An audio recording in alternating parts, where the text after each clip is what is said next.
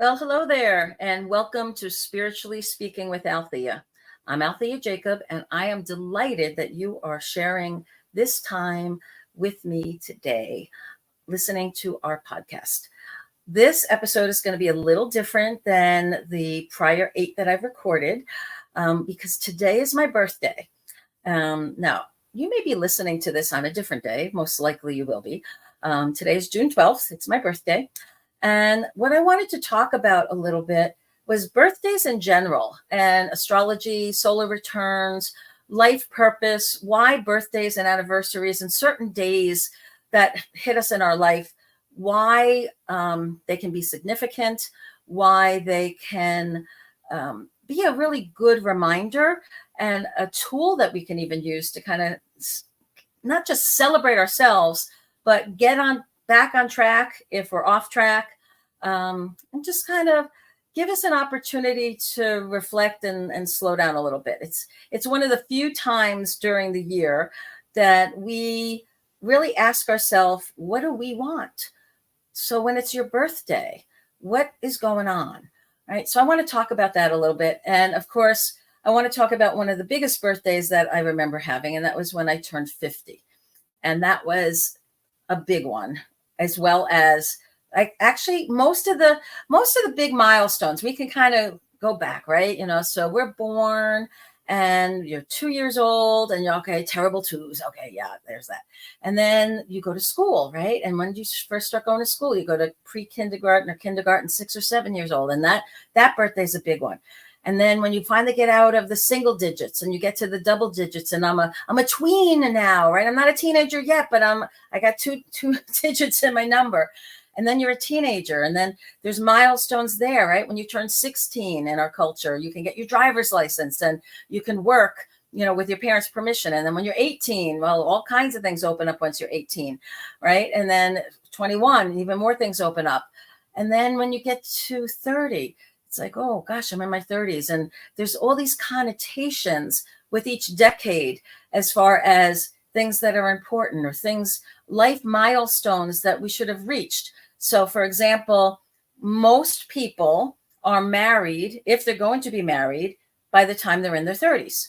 And they're also well into their career if they're into some career that they're doing, either building their own business, entrepreneurial pursuits, or they finished going to school and they've gotten their degree and they're in their chosen career. So usually by the 30s, there should be this sense of, okay, you're on track, you know what you're doing. And for a lot of people, that just doesn't happen, right? And then you get to the 40s, and what happens in your 40s? Okay, well, by then, right, most likely you're married, you've started having kids, maybe you're done having your kids, you're raising the kids, you're busy now with a lot more activity. If you're in your business, you're climbing the ladder. If you're working for a corporation or a company, figuring out where you want to go, getting whatever additional education you might need. And then you have, if you're an entrepreneur, you might be looking at, okay, is this the business that's successful? Is it the model that I want? Is this not working? Do I need to try something else? And, you hear a lot of entrepreneurs will start, restart, stop, restart, reinvent, start something else, and working through those processes, right? And then we get to our 50s, and oh my God, 50 is what? What happens at 50? You get that AARP card, right? It's like, oh my goodness, now I'm a senior citizen. Oh no, I'm officially old. But 50 is not old anymore, right? If you look at our culture, and just because of medicine and different focuses, people in their 50s are very vital. It's like they're not, even if they may technically be a grandmother or grandfather, right? They have as much energy as ever. They're still productive. They're at the peak earning potential, probably in their business or their career or in their entrepreneurial pursuits.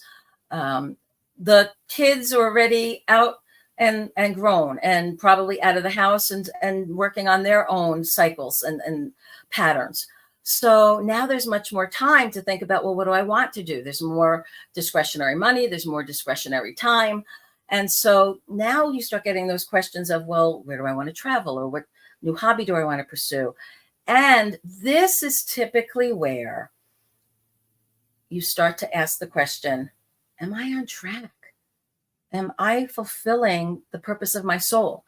Because in the earlier decades, it's about, okay, I get my education, I survive, I get my education, I figure out what I'm going to do to earn an income, I meet a life partner, I raise a family, start a family, raise a family, and then I provide for that family. And so we may not have fallen into or selected an occupation, a career, a lifestyle that's really in alignment and attuned to who our soul is and what we wanted to accomplish in our lifetime. And so when we hit that milestone of 50, it's a huge wake-up call for people. And that's why people say, oh, it's a midlife crisis, right? Because what's the old stereotype? Okay, they buy a truck, they lose a bunch of weight, they get a divorce, they marry somebody much younger, right? That's the stereotypical thing that happens in the 50s. Why? Because all of a sudden that hamster wheel that we've been on stops, or at least slows down enough where you can reflect and notice and think like, am I happy? Am I doing the things that really fulfill me? Am I making a difference on the world? Am I impacting the lives of other people or not? Okay, so that's the 50s. And then now you get into the 60s, and I'm in the 60s now. And it's like, oh, wow, that's like technically senior citizen. Now you get like discounts on stuff, right? You go to a movie day and it's like, oh, it's a little discounted there. And I turned 62 this year, and I can start collecting Social Security. I'm like, mind blown, right? I'm not in that earning mode anymore, working for corporations or running my own businesses and doing all that. It's like, oh, I can start being on the receiving end after all these decades of working. That's a really cool idea and concept to me. I'm like, wow, that's kind of nice, right? But it's also driving home even more so, like, have I finished my work? Have I accomplished the things that my soul wants to accomplish? Have I expressed the creativity that needs to come out?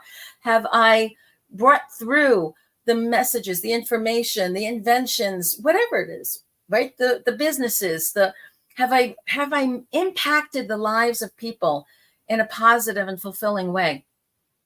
And if I haven't, well, I better get busy, right? Because in your 60s, yep, you still have a lot of energy, and mentally, emotionally, wisdom-wise, we're probably stronger and better than ever.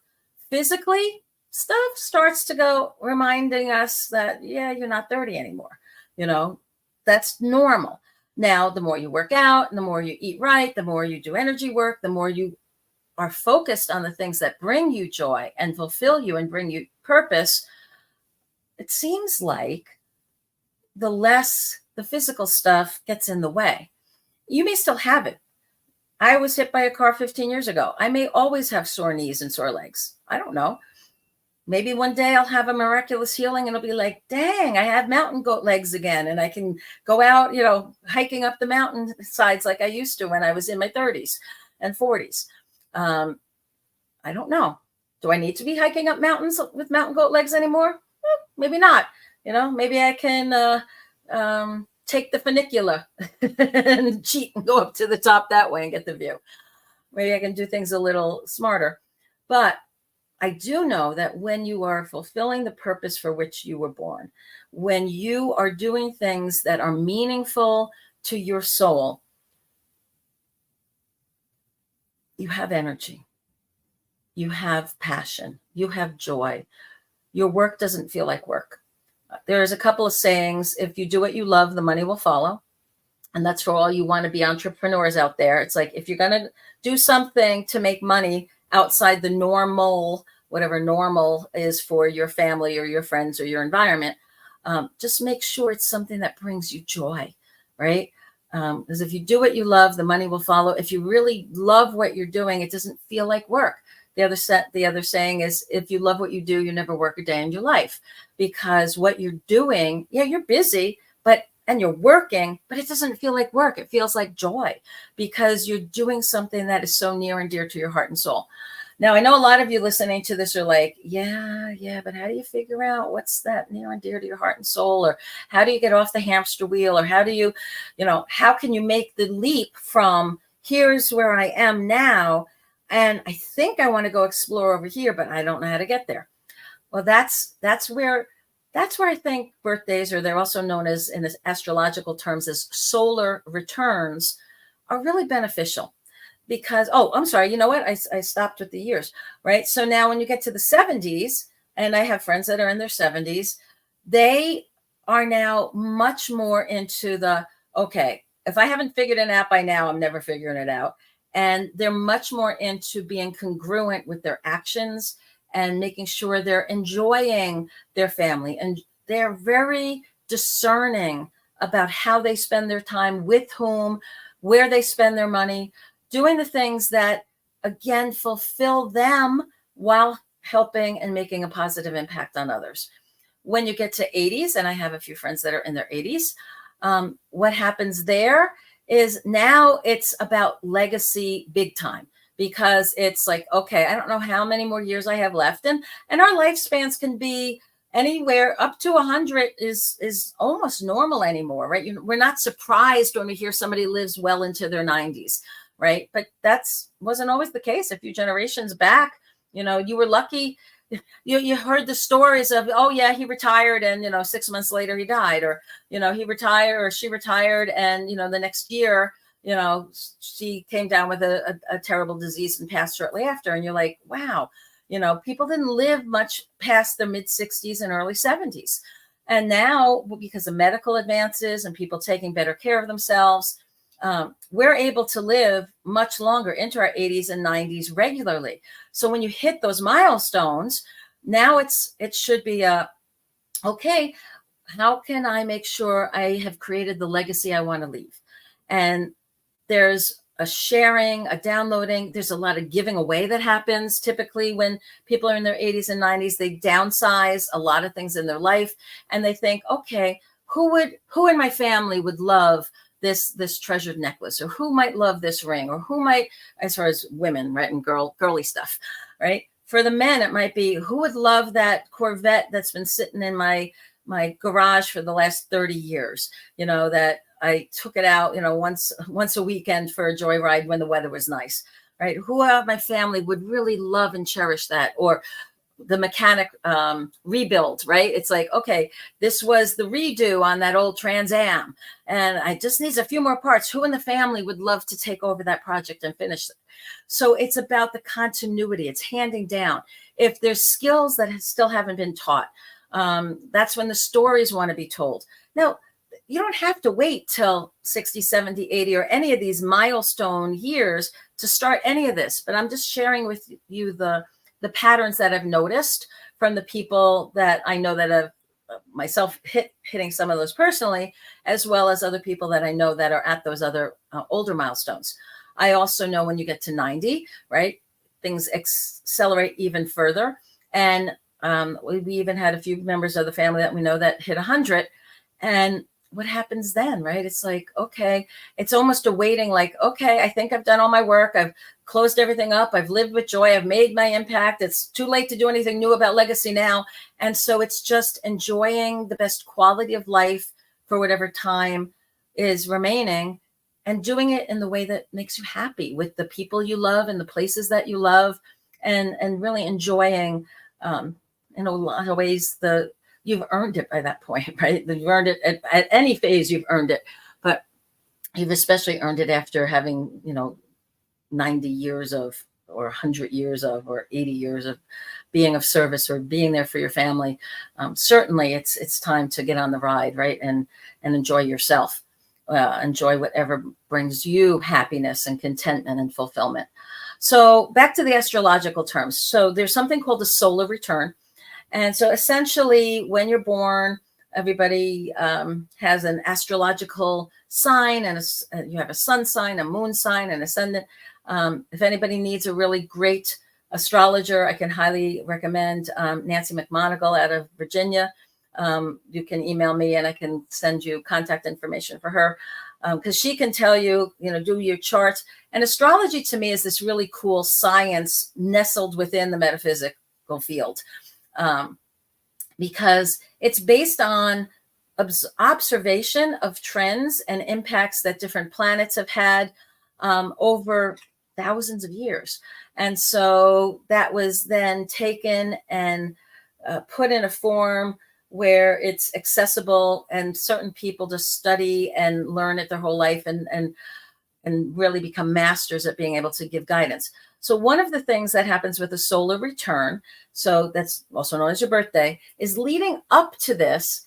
It's very common leading up to your birthday to feel a little confused or depressed or reflective, and be like, wow, another year's gone by. And it makes us reflect and say, well, what's happened in this year? And one of the weird things that happens as you get older is time speeds up. I mean, it's kind of spooky cool, and weird. When we're younger, it's like, wow, each year seems like it's a long time. And boy, once you get to a certain point, it's like, holy mackerel, it's my birthday again? Oh, it's Christmas again? It's my birthday again? It's like, wow, the years just go flipping through, which make it even more important when you get that solar return to stop and to think, okay, I'm coming up one more year. I'm completing one more cycle in my life. What have I done this past year? Have I grown? Have I learned? Have I loved? Have I done something that really mattered to another person or to many people? Have I impacted other people's lives? Have I brought forth some beauty or creativity or enriched my world, my little community, my family, my home, myself, the people that I know and love? Have I enriched their lives in any way? Am I on track or am I on a hamster wheel, right? Am I doing what my soul wants me to do? The thing that, how do you know what your soul wants? What's that thing that always pops up in the back of your mind that says, gosh, if I had time, I would love to do X. Or if money wasn't really a critical issue right now, boy, oh boy, I would go invest and do this. Those things that continually circle back around are the clues to the things that are most important to your soul. And that will bring you joy and will help you feel good about your life and get you out of that hamster wheel, sleepwalking pattern of I get up and the daily grind, right? They call it the grind for a reason, right? Because it's not fun. Well, it's not filled with purpose, because if it was filled with purpose and it was joyful and didn't feel like work, it wouldn't be called a grind, right?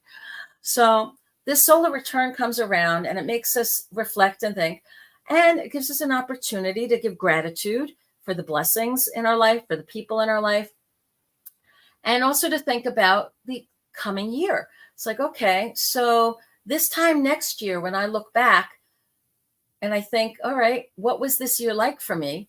What are some of the milestones I would want to have passed? What are some of the achievements I want to have accomplished? What are some of the items, people, places, adventures, stuff that I want to manifest in my life at this part? What projects do I need to complete? What people do I want to visit? What places do I want to see? What those kinds of questions, we can start to plant those seeds. And it's a really good time to do that. It's also a really good time to celebrate ourselves. We don't live in a society, and actually there's not a lot of societies where we are conditioned and trained from youth to celebrate us.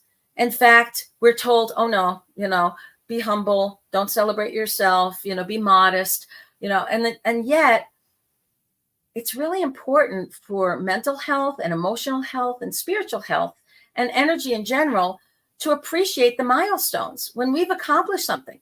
We don't have to be like, oh, yay, look at me, I'm amazing, right?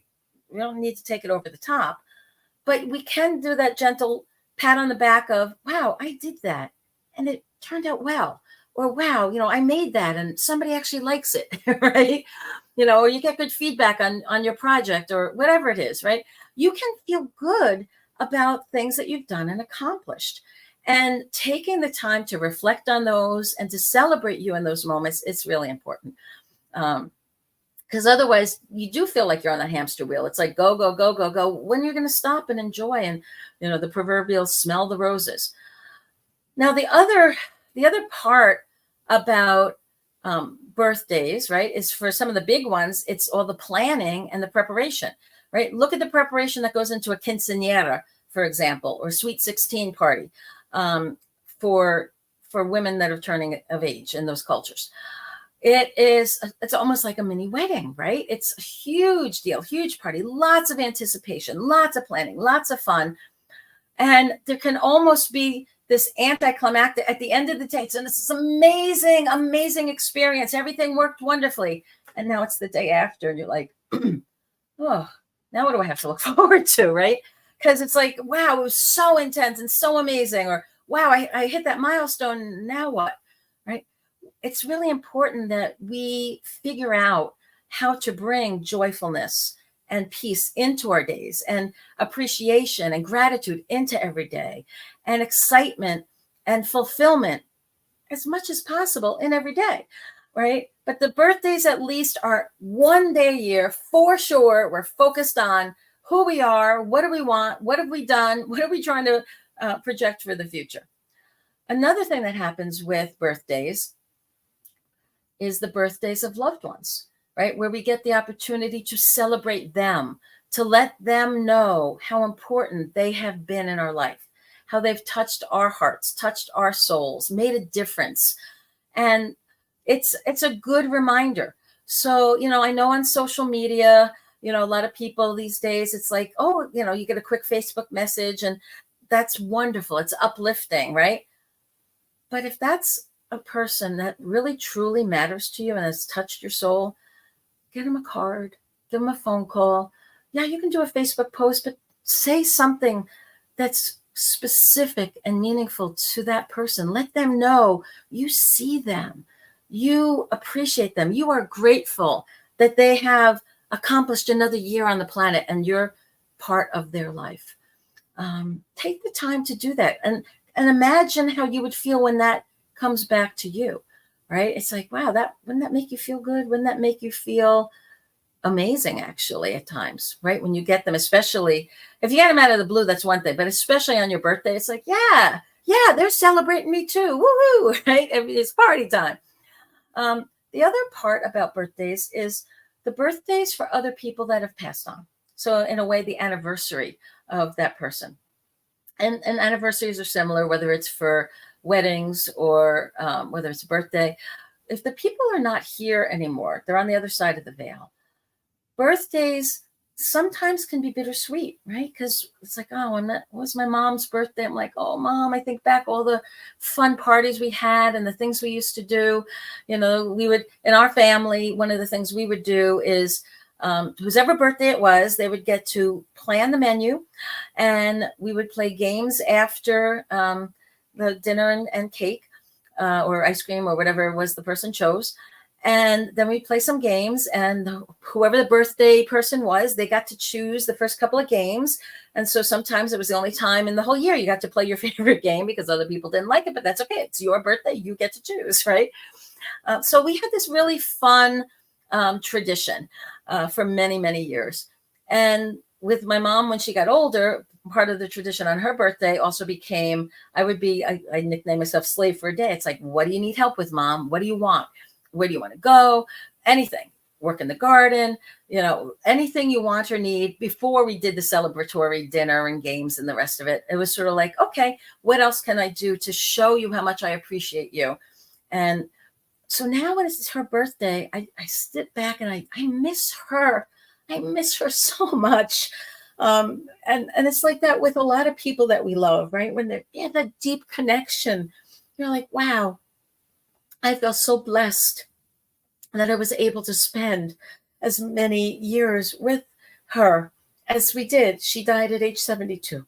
And back in 2015 is when she passed. So it's been 9 years already without her. And it's like, wow, this is inconceivable. But every birthday, when that comes up, there's the bitter part of, yeah, she's not physically here for the hugs and whatnot, but she's here in spirit. And I have those memories that I just cherish so much. And so when it's somebody else's birthday, you have your birthday book. Don't be just crossing them off once they die and be like, well, I don't need to remember that date anymore. Use that date as an opportunity to give thanks for the closeness you had, the relationship you had, the joyful times, the great memories. Make a point to re-experience those things.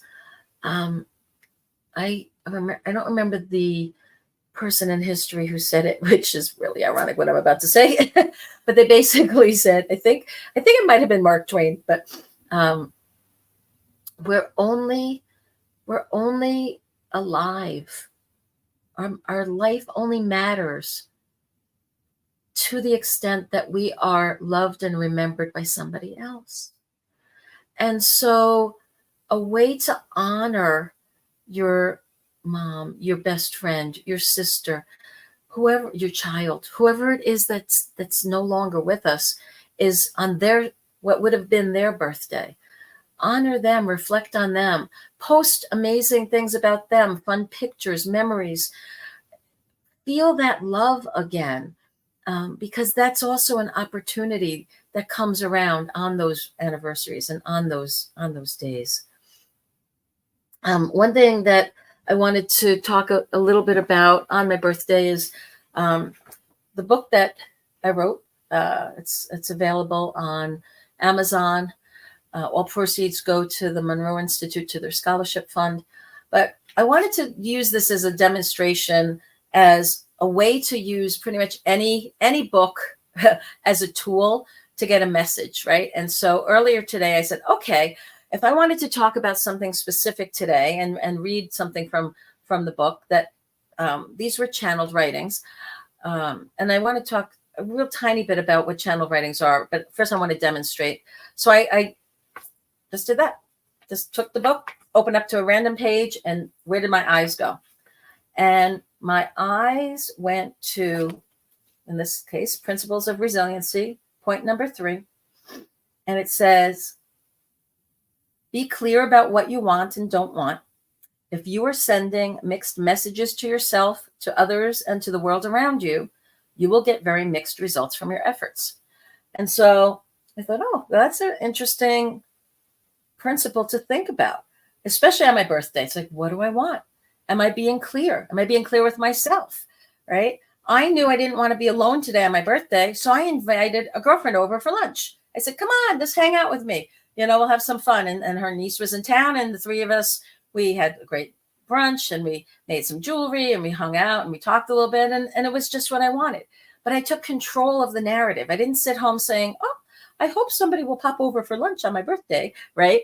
I took control because I knew what I wanted in that moment, right? So the other thing I wanted to share that it opened up to, because there's some other inspired writing in here, is a poem that came through called The Way. And I wanted to read that to you as well. Show me the way, your spirit calls out.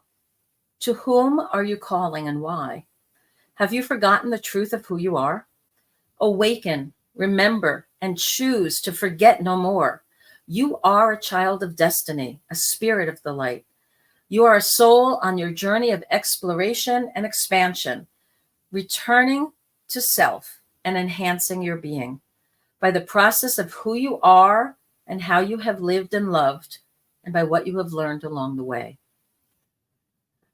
So one of the reasons I talk about this book so much, and I can feel proud about it, it's one of those like milestones that I celebrated, is because in this book, I wrote down and consolidated thoughts that had come through me.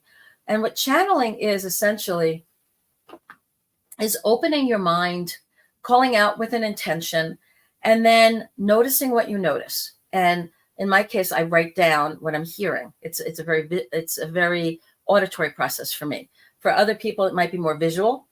I write down what comes through, almost like I'm taking dictation from the voice of the Holy Spirit, from the guides or loved ones in spirit, from the angels, from whatever the positive source is that I'm working with and asking for information and allowing it to flow through. And so my intention for this book was to come up with insights and inspired writings that really invited you to ask questions about, what is your soul's purpose? What creativity do you want to bring through? What energy do you need more of in your life to feel better, empowered, encouraged to make the changes, to be bold in your actions, to create a life that has more meaning and joy and creates a legacy, not just when you're 80 or 90 or 100 years old, but as soon as you have that awareness of, wow, you know what? I think it's part of my soul purpose to make a difference and impact.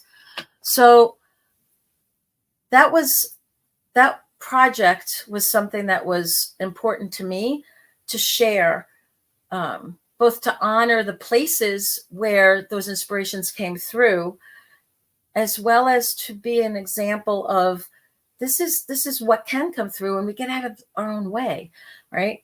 And my favorite section of the book isn't necessarily the poetry. The poetry intrigues me because it's like, I would never consciously write poetry. That's just not my thing. But some beautiful, profound things came through. And I'm like, wow, that's kind of cool, right? And I can say that because it wasn't this like, let me figure this out and write this and analyze it. It was much more open my heart and see what comes from my spirit, from my soul, from whatever the guiding forces are that are around.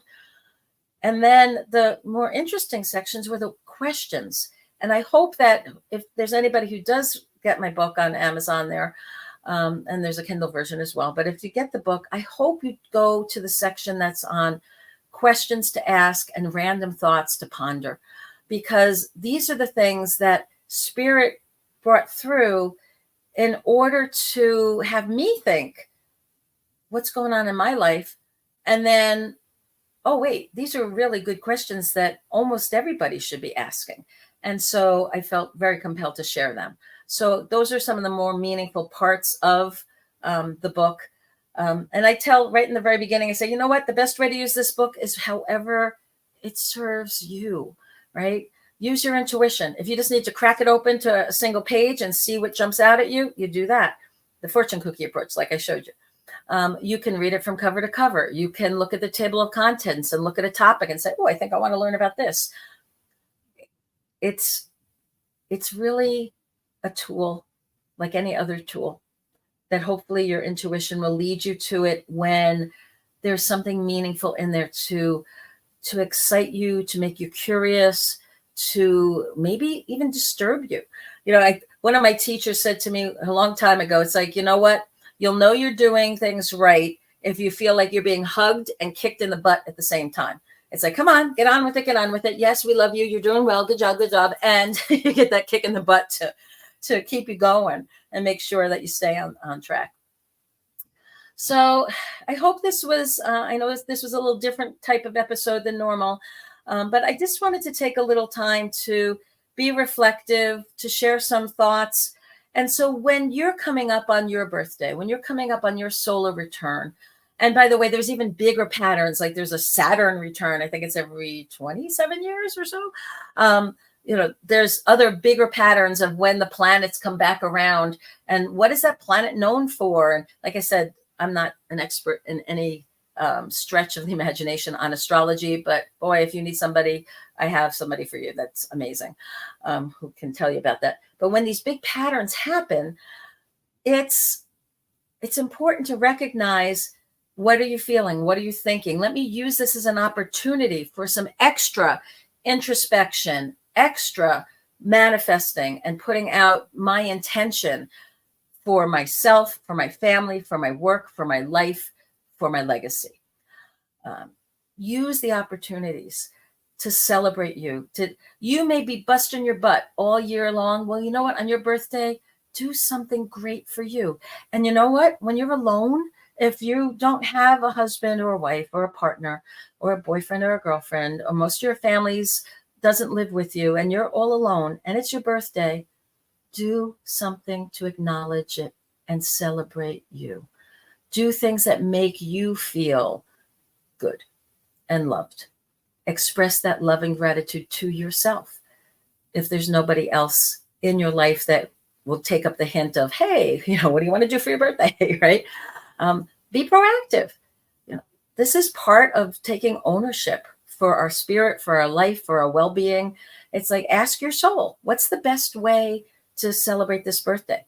And sometimes it's going to be, have the wild party. Sometimes it'll be go camping in nature and sleep under the stars for 3 nights and just be in awe of the universe and everything in between. Oh, this is Alethea, and thank you again for spending your time and joining me for this episode of Spiritually Speaking with Alethea. I'd be thrilled to receive any of your questions or insights. Feel free to share this post, to like it, follow it, and do all that good social media stuff that you do. Thank you so much for being with us. God bless you. And until next time, have a beautiful, glorious day. Bye now.